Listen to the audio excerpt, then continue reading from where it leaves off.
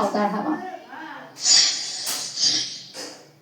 अमेरिकेचे राष्ट्राध्यक्ष Donald Trump यांनी अमेरिकन सैनिकांच्या मृत्यूचा बदला घेण्याचा निर्धार व्यक्त केलाय. इराणने केलेल्या हल्ल्यामध्ये 3 अमेरिकन सैनिकांचा मृत्यू झालाय तर 5 जण गंभीर जखमी झाले. इराणची राजधानी तेहरानमध्ये झालेल्या हल्ल्यानंतर इराणनं आखाती देशांवर हल्ले केले. संयुक्त अरब अमिरातीमध्ये सुद्धा मिसाईल डागलेले आहेत. यानंतर युएईनं तेहरानमधील आपलं दूतावास बंद करून राजदूतांना परत बोलावण्याची घोषणा केली आहे.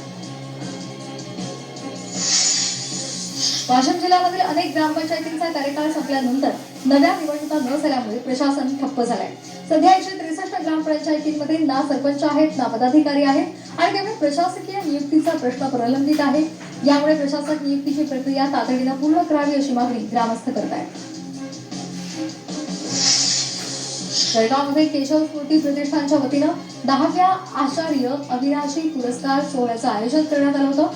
कोल्हापूरच्या अग्नी फाउंडेशनच्या अनुराधाताई भोसले या 10व्या आचार्य अविनाशी पुरस्काराच्या मानकरी ठरल्या. त्यांनी वीटभट्टी कामगार आणि निराधारांना आधार दिला.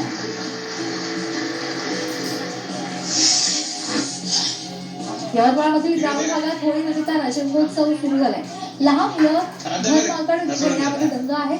घनमाकड धूम म्हणत बच्चे कंपनीची ही धूम पाहायला मिळते. दोरीच्या आकाराचा आणि एक सरळ खांब त्याच्यासमोर वाळलेलं लाकूड आणून घनमाकड तयार केलं जाते.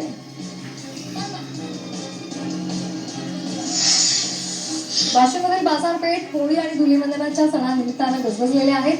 बाजारपेठेमध्ये पांढऱ्या शुभ्र बत्ताशांच्या गाठींनी विशेष त्यांना मागणी असल्यामुळे लक्ष वेधले. विविध आकार आणि पॅकिंग मध्ये बत्तासे सध्या विक्रीसाठी उपलब्ध आहेत. सध्या त्यांना किलो मागे 150 ते 200 रुपये इतका दर मिळतोय. नाशिकच्या येवल्यामध्ये होळी सणानिमित्तानं टिमक्या तयार करणारे कारागीर हे सध्या कामामध्ये व्यग्र आहेत. मात्र तरीही पारंपरिक टिमक्यांची मागणी वाढलेली आहे. कारागिरांनी नाराजी व्यक्त केली आहे. आधुनिक ढोल तसे पथक मोबाईलवरील संगीतांमुळे पारंपरिक टिमक्यांचं महत्त्व कमी होत असल्याचं या कामगारांनी म्हटलेलं आहे.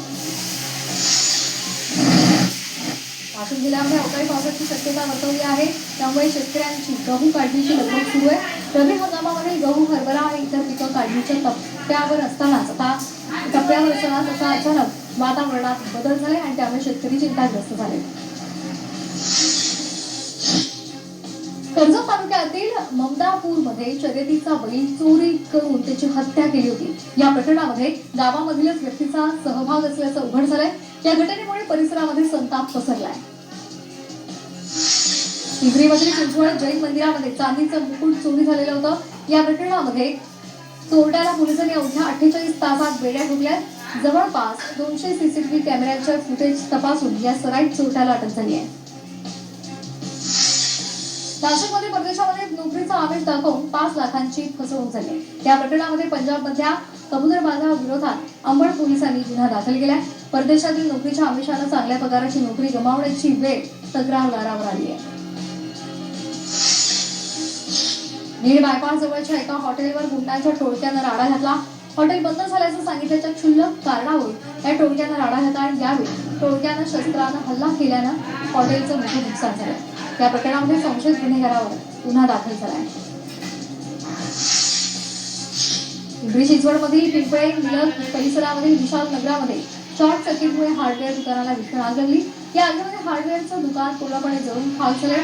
अग्निशमन दलानं आग आटोक्यात आणली आहे.